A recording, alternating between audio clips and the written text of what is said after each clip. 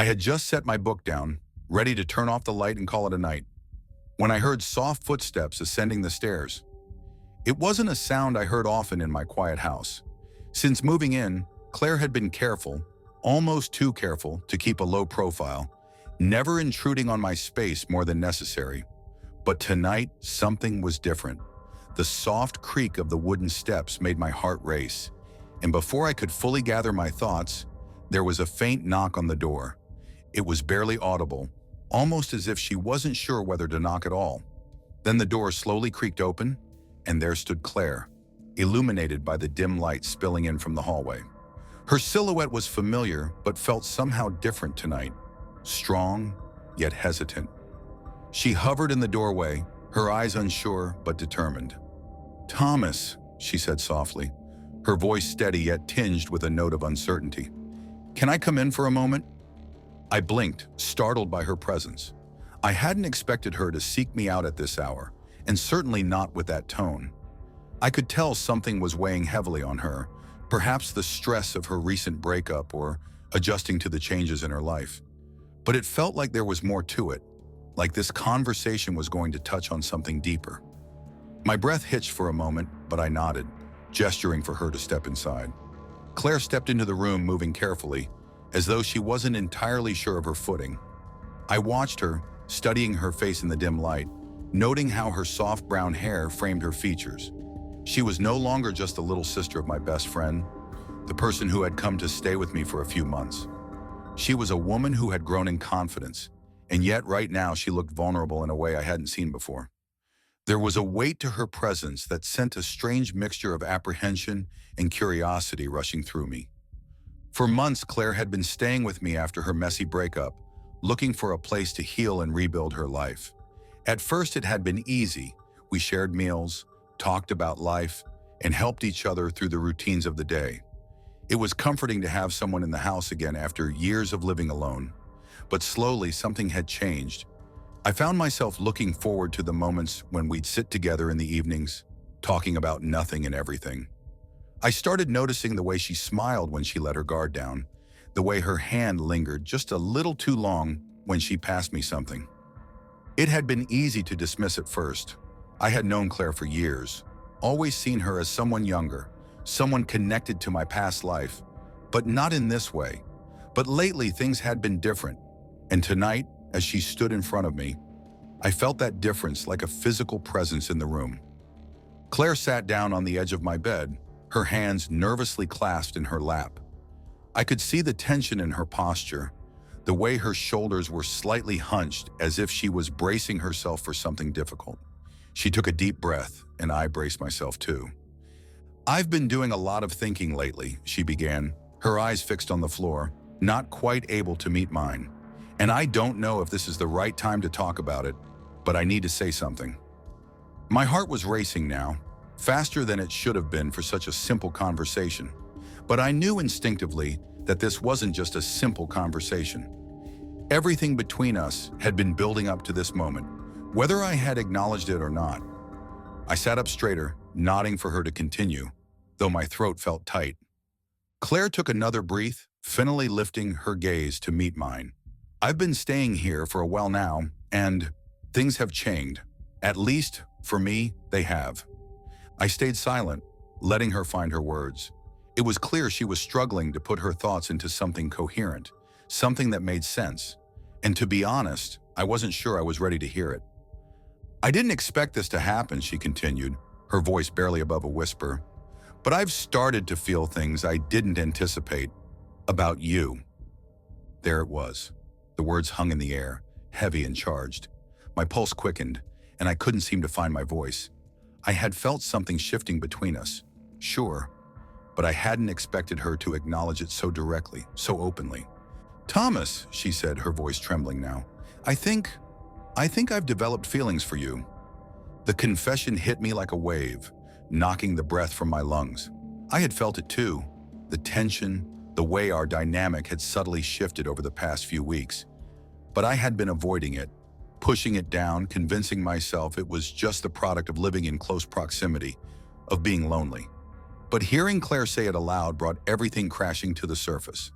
I know this is complicated, Claire added quickly, as if sensing my inner turmoil, and I don't want to make things awkward or mess up what we have here. But I couldn't keep pretending like I didn't feel something for you. And I think you felt it too.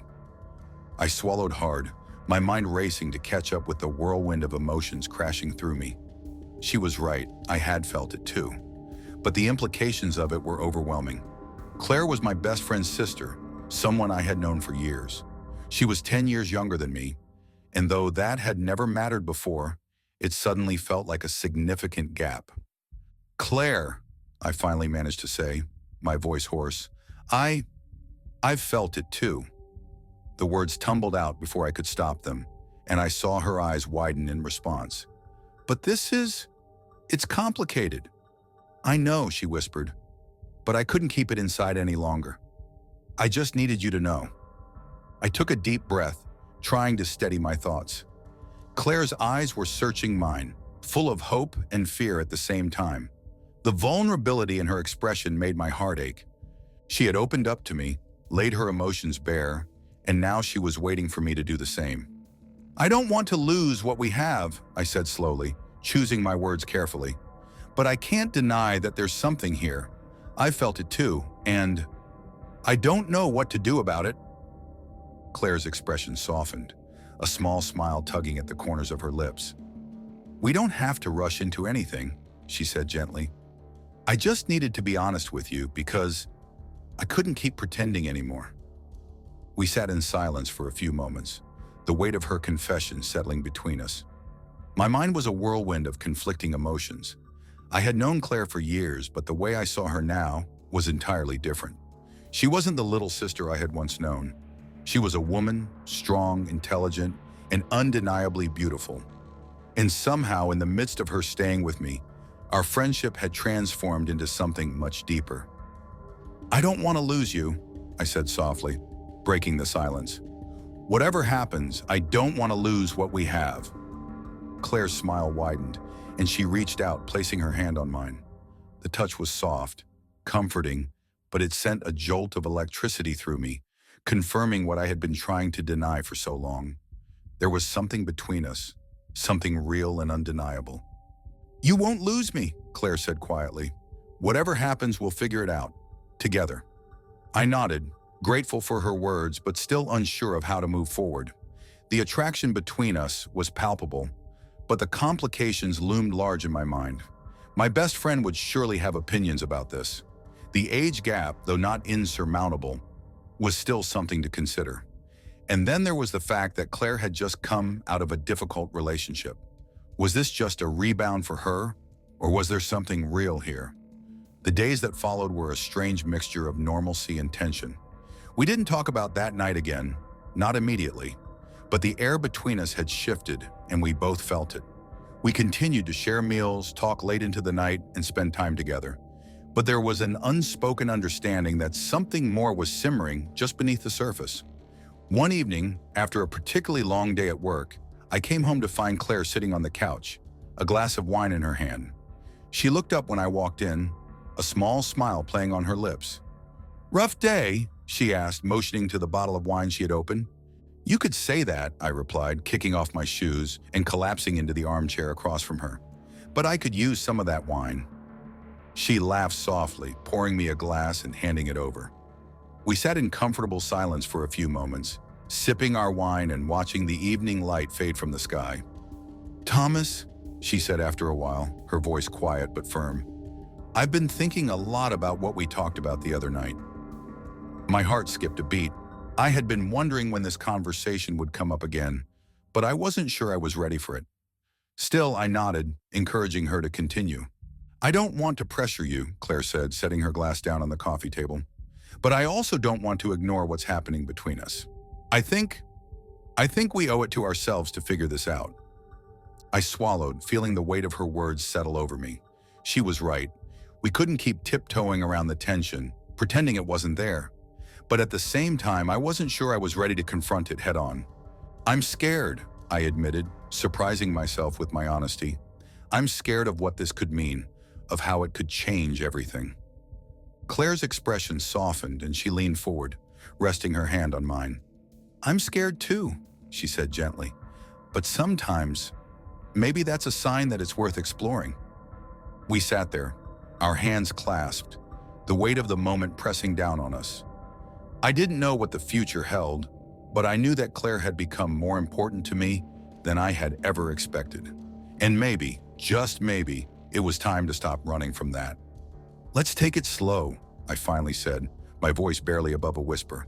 Let's figure this out together, one step at a time. Claire smiled, her eyes shining with relief and something deeper. I'd like that, she whispered. And in that moment, as we sat there with the quiet hum of the night surrounding us, I knew that whatever came next, we would face it together.